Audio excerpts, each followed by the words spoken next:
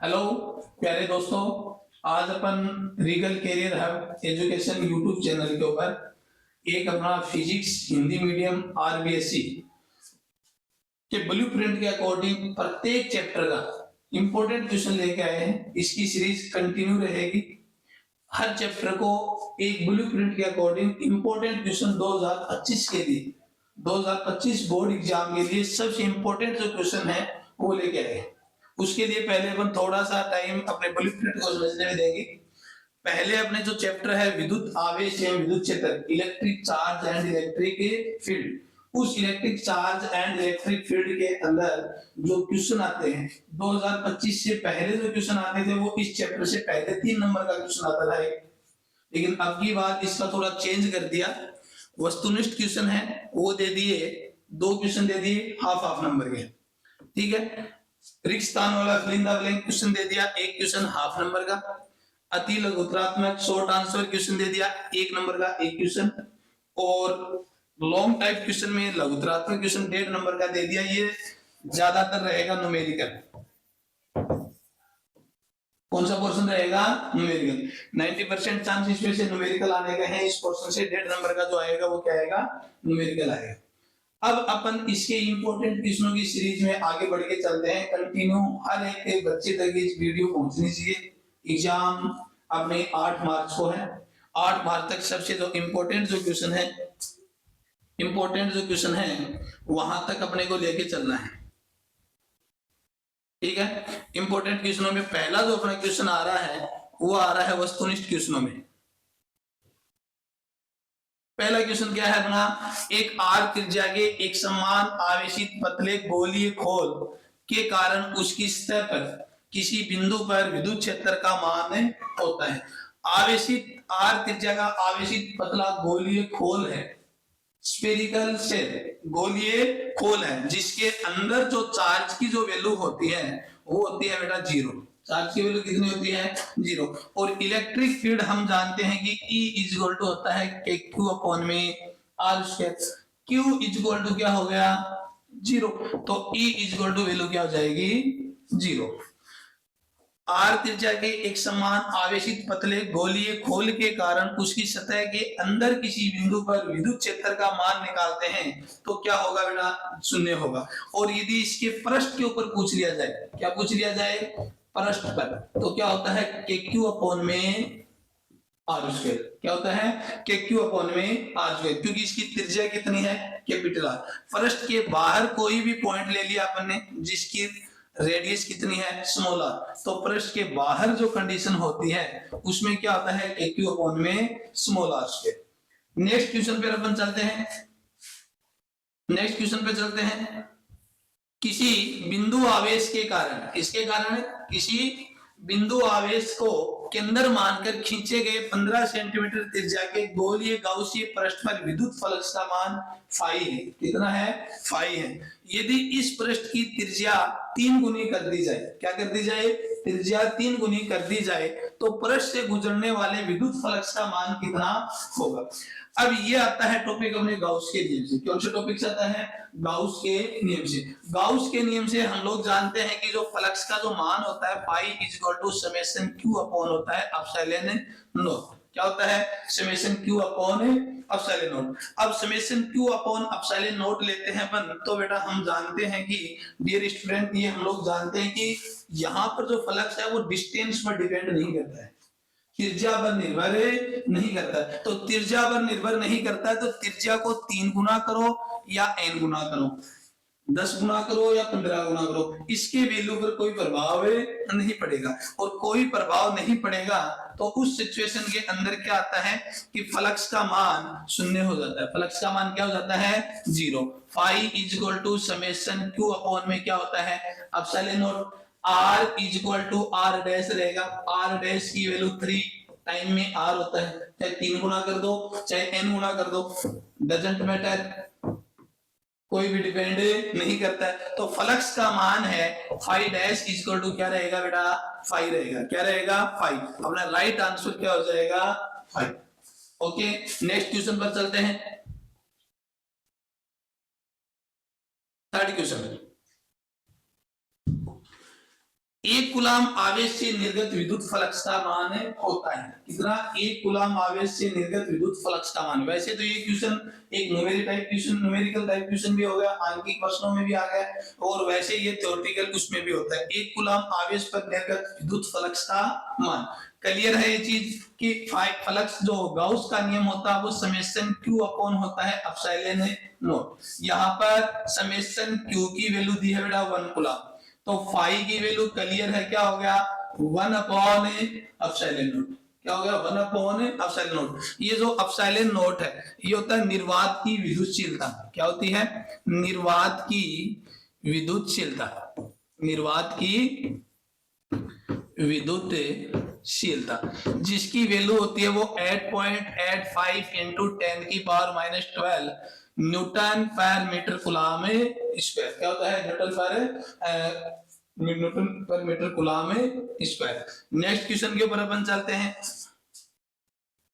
विद्युत क्षेत्र की तीव्रता का मात्रक, किसका मात्रक है, विद्युत क्षेत्र की तीव्रता का मात्रक है। इसके अंदर बेटा विद्युत क्षेत्र की तीव्रता का अपने को सूत्र लेना है, E इक्वल टू फॉर्मूला होता है F अपॉन में Q नॉट। क्या होता है, E equal to F upon में Q नॉट। अब E equal to F upon में Q नॉट होता है तो फोर्स का जो यूनिट होती है ऐसा यूनिट वो होता है न्यूटन। क्या हो गई, न्यूटन। और चार्ज की जो यूनिट होती है वो क्या होती है, कूलाम। चार्ज की यूनिट क्या होती है, कूलाम। तो हमारा राइट आंसर क्या हो गया, न्यूटन पर कूलाम। ये वोल्ट इनटू मीटर दिया है, क्या दिया है, वोल्ट इनटू मीटर। ये क्वेश्चन ध्यान रहे सभी बच्चे, कंफ्यूज ना हो जाएं। E का एक फॉर्मूला होता है V अपॉन में L। विद्युत क्षेत्र और विद्युत विभव में संबंध वाले टॉपिक से हम लोग फॉर्मूला निकालते हैं V अपॉन में L। यहाँ से वोल्ट पर मीटर यूनिट बनती है, ना कि वोल्ट इंटू मीटर। कंफ्यूज होकर के वोल्ट इंटू मीटर को सही ना करें। ओके, नेक्स्ट क्वेश्चन पे चलते हैं। यदि दो आवेशों के मध्य कांच की प्लेट रख दी जाए, क्या रख दी जाए, दो आवेशों के मध्य कांच की प्लेट। एक चार्ज ले लिया मैंने Q1, दूसरा ले लिया Q2। इनके बीच में पहले कंडीशन के अंदर एयर है, या तो वैक्यूम मान लो या क्या मान लो, एयर, वायु मान लो या निर्वात। उस सिचुएशन के अंदर बीच में अपन फोर्स की जो वैल्यू होती है वो क्या होती है, K Q1 Q2 upon R square. क्या होती है, K Q1 Q2 इंटू में R स्क्वायर। अब इस सिचुएशन के अंदर होता क्या है कि अगला बोल रहा है कि उनके मध्य विद्युत बल पूर्व की तुलना में कितना हो जाएगा यदि इसके मध्य क्या रख दी जाए, कांच की प्लेट। क्या रख दी जाए, कांच की प्लेट। अब कांच की प्लेट रखते हैं तो देखो F का जो फॉर्मूला होता है वो होता है 1 upon 4 pi epsilon not Q1 Q2 upon में R स्क्वायर। ये है वायु की सिचुएशन में, या तो वायु बोल दें या कौन सा बोल दें, निर्वात बोल दें, की सिचुएशन में ये फॉर्मूला होता है।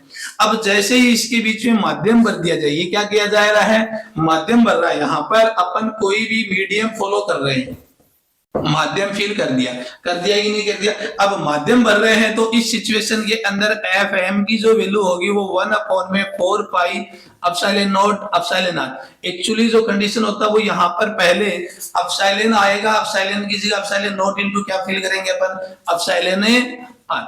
क्लियर है, इनटू में क्या हो जाएगा Q1 Q2 अपॉन में R स्क्वायर। इन दोनों फॉर्मूलों का अपन जैसे ही रेशियो लेते हैं F air upon F medium equal to क्या होता है 1 upon 4 pi epsilon not Q1 Q2 upon R square, 1 upon 4 pi epsilon not Q1 Q2 upon में R स्क्वायर। बाकी कैंसिल हो जाएगा, हमारे पास जो सिर्फ और सिर्फ बचेगा वो क्या बचेगा, Fm equal to F upon में एप्सिलॉन R। क्या बचेगा, Fm अपॉन में F नॉट अपॉन में एप्सिलॉन R। मतलब जो माध्यम में जो बल होगा वो पहले बल का 1 अपॉन एप्सिलॉन गुना हो जाएगा। कितना गुना हो जाएगा, 1 अपॉन एप्सिलॉन R गुना। मतलब माध्यम का जो पैरा विद्युतांक है, क्या है, पैरा विद्युतांक, उसका डिवाइड लग जाएगा फोर्स के अंदर। अब कहने की बात कि पहले की बजाय, क्वेश्चन को थोड़ा घुमा भी सकता है अगला, कि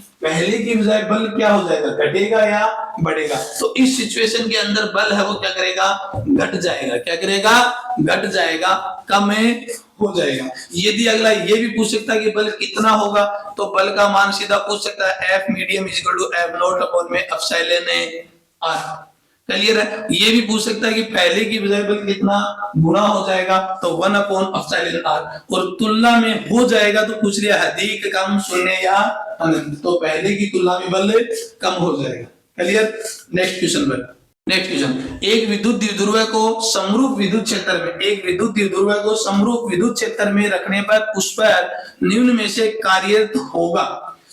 इसमें क्वेश्चन में थोड़ा सा ध्यान रखना, अगले ने बोला है कि समरूप विद्युत क्षेत्र में रखने पर, ध्यान रहे क्या रखने पर है, समरूप विद्युत क्षेत्र में रखने पर। तो समरूप विद्युत क्षेत्र में रखने की सिचुएशन में हम लोग जानते हैं कि वैसे द्विध्रुव के ऊपर जो लगता है वो क्या होता है, बल भी लगता है और बल आघूर्ण भी लगता है। लेकिन नेट बल आघूर्ण, हम लोगों ने बेटा एक टॉपिक पढ़ा होगा, नेट जो बल आघूर्ण होता है क्या होता है, नेट बल आघूर्ण में अपन कंडीशन लिखते हैं तो कुल बल जो लगता है वो कुल बल क्या हो जाता है, शून्य। उसका कारण है कि परिणामी जो बल, एक बल F लगता है इस डायरेक्शन में, दूसरा बल लगेगा इस डायरेक्शन में, दोनों के कारण कुल बल की वैल्यू कितनी हो जाएगी, शून्य। तो कुल बल शून्य हो गया तो सिर्फ इसके ऊपर क्या बचा, बल आघूर्ण, और बल आघूर्ण टो का जो मतलब होता है वो होता है बल इंटू बलों के बीच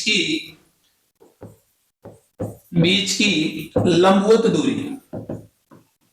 क्या, बल इंटू बलों के बीच की लंबवत दूरी। अब बल इंटू बलों के बीच की लंबवत दूरी का फॉर्मूला फॉलो करते हैं तो टो की जो वैल्यू आती है वो P क्रॉस में आता है E।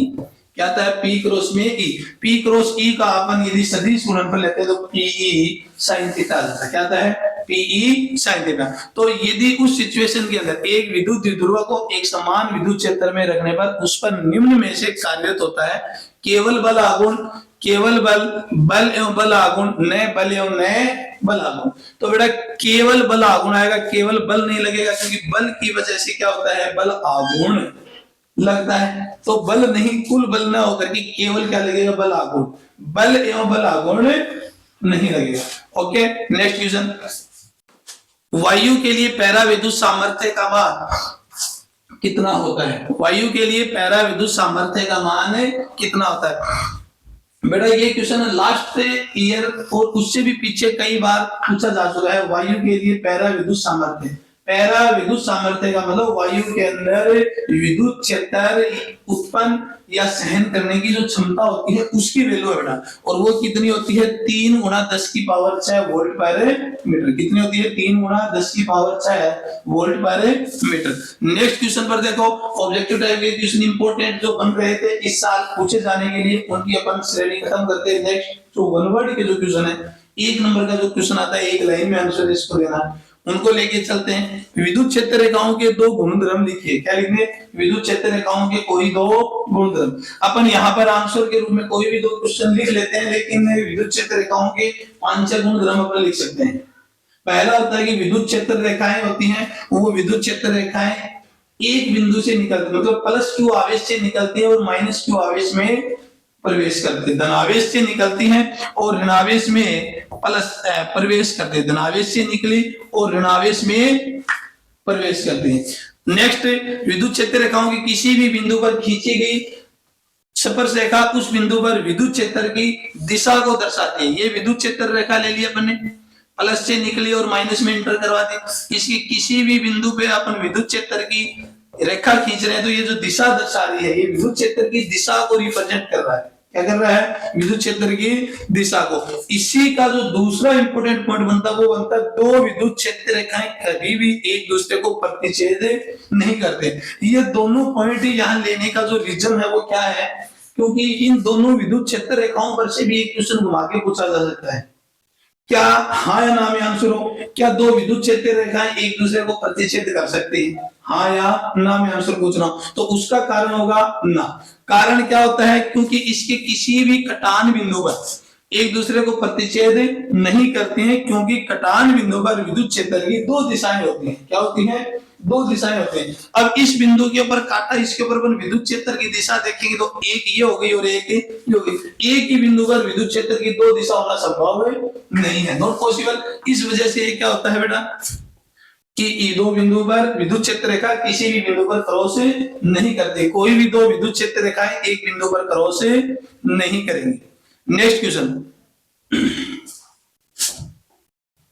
देखो, एक साबुन के बुलबुले को ऋणावेशित करने पर उसकी त्रिज्या कम हो जाती है या बढ़ जाती है? क्या हो जाती है? कम हो जाती है या बढ़ जाती है? साबुन के बुलबुले को आप ऋणावेशित करने पर, क्या करने पर?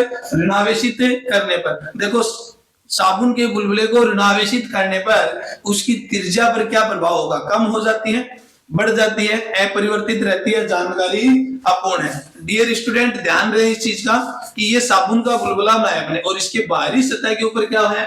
ऋणावेश। आंतरिक सतह के ऊपर अपन प्रेरण के द्वारा कह लेते हैं धनावेश। जैसे ही अपन इसको क्या देंगे? ऋणावेशित करेंगे। क्या करेंगे? ऋणावेशित। तो ऋणावेशों के अंदर क्या होता है? प्रतिकर्षण बल पाया जाता है। क्या पाया जाता है? प्रतिकर्षण बल। प्रतिकर्षण बल के कारण बुलबुले का आकार है वो क्या हो जाता है? बढ़ जाता है। बुलबुले का आकार क्या होता है? बढ़ जाता है। नेक्स्ट क्वेश्चन, किसी वर्ग के चारों कोणों पर, किसी वर्ग के चारों कोणों पर समान परिमाण के सजातीय आवेश स्थित है। यदि किसी एक आवेश के कारण वर्ग के केंद्र पर विद्युत क्षेत्र E हो तो वर्ग के केंद्र पर परिणामी विद्युत क्षेत्र की तीव्रता क्या होगी? देखो ध्यान रहे ये वर्ग है। क्या है? वर्ग। इसके चारों कोणों के ऊपर, इस पर चारों कोणों पर सजातीय आवेश मतलब समान परिमाण का आवेश है। क्या है? समान परिमाण का आवेश। तो समान परिमाण का आवेश है तो सबके कारण विद्युत क्षेत्र की दिशा होती है वो प्लस क्यू आवेश से बाहर की तरफ होती है, माइनस आवेश के अंदर की तरफ होती है। माइनस आवेश की क्या होती है? अंदर की तरफ होती है। अब प्लस क्यू आवेश के कारण विद्युत क्षेत्र की दिशा ये होगी, इसके कारण ये होगी, इस आवेश के कारण ये होगी और इसके कारण ये होगी। मतलब चारों आवेशों के कारण विद्युत क्षेत्र की जो दिशा है वो एक दूसरे को क्या कर रही है? विपरीत हो रही है। इसके कारण यहां पर जो नेट इलेक्ट्रिक फील्ड है वो क्या हो जाएगा? जीरो। क्या हो जाएगा? Net electric field zero. तो जो परिणामी विद्युत क्षेत्र की तीव्रता वो क्या हो जाती है? शून्य हो जाती है। क्या हो जाती है? शून्य। नेक्स्ट क्वेश्चन ध्यान रहे, ऐसा क्वेश्चन इसी टाइप का क्वेश्चन एक पहले आया था लेकिन उसमें और इसमें थोड़ा डिफरेंस है। एक गोले में आवेश Q है तथा उससे निर्गत फ्लक्स का मान Q बाई एप्सिलॉन नॉट है। एक्चुअली ये जो वैल्यू होती है ये गाउस के नियम phi is equal to Q upon epsilon naught से ली गई है। ओके, गोले की त्रिज्या आदि करने पर निर्गत फ्लक्स का मान परिवर्तित होगा। क्वेश्चन नंबर 1 जो मैंने लिया था उसी टाइप का क्वेश्चन है लेकिन थोड़ा सा उसको बदला गया है। उसमें क्या था कि त्रिज्या को 2-3 गुना करने पर, लेकिन अपन ने चर्चा की थी कि वहां पर भी हमने पढ़ा था कि phi dash is equal to क्या होता है? फाई, क्योंकि इसका कारण था कि विद्युत क्षेत्र की तीव्रता है वो त्रिज्या पर निर्भर यहाँ पर नहीं कर रहे। गाउस के नियम से अपन इक्वेशन यदि पढ़ रहे तो उसके इक्वेशन के अंदर विद्युत क्षेत्र की जो तीव्रता है वो r पर निर्भर नहीं करते, सिर्फ I is equal to Q upon में क्या होता है? Epsilon naught. अब उस सिचुएशन के अंदर त्रिज्या निर्भर ही नहीं कर रही तो निर्गत फ्लक्स त्रिज्या चाहे आधी करो, दुगुनी करो, 3 गुनी करो या n गुना करो या 1 बाई n गुना करो, तीनों सिचुएशन, हर सिचुएशन के अंदर विद्युत क्षेत्र की तीव्रता क्या रहेगी? अपरिवर्तित। क्या रहेगी? अपरिवर्तित। बस सिर्फ ऑप्शन देने में और क्वेश्चन की लैंग्वेज में परिवर्तन किया गया, बाकी सेम है। डियर स्टूडेंट नेक्स्ट क्वेश्चन, अपन ने इससे आगे के जो कंटिन्यू जो क्वेश्चन की सीरीज है ये तो सिर्फ छोटा सा वीडियो डाला गया है। इसके आगे कंटिन्यू जो क्वेश्चनों की सीरीज है वो कंप्लीट चैप्टर वाइज आपको पीडीएफ नोट्स के रूप में मिल जाएंगे और जो आपको जो क्वेश्चनों की जो वीडियो है कंटिन्यू इंपॉर्टेंट चैप्टर की वो chapter wise complete syllabus exam तक इसके जो Regal Career Hub Education YouTube channel है उसके ऊपर आपको उपलब्ध रहेगा। 8 मार्क्स का जो एग्जाम है उसके लिए ये जो अपने जो वीडियो है वो सबसे ज्यादा कारगर रहेंगे और 100 नहीं बोला जाए तो 95% क्वेश्चन इनमें से आने वाले हैं। 95% जो सिलेबस है वो इन क्वेश्चनों में से आने वाला है। तो सारे बच्चे, जो भी बच्चा 12th क्लास हिंदी मीडियम और आरबीएससी से एग्जाम देना चाह रहा है उस तक ये वीडियो पहुंचाने का कष्ट करें। सारे बच्चे चैनल को सब्सक्राइब करें, लाइक करें एंड शेयर करें। Thank you.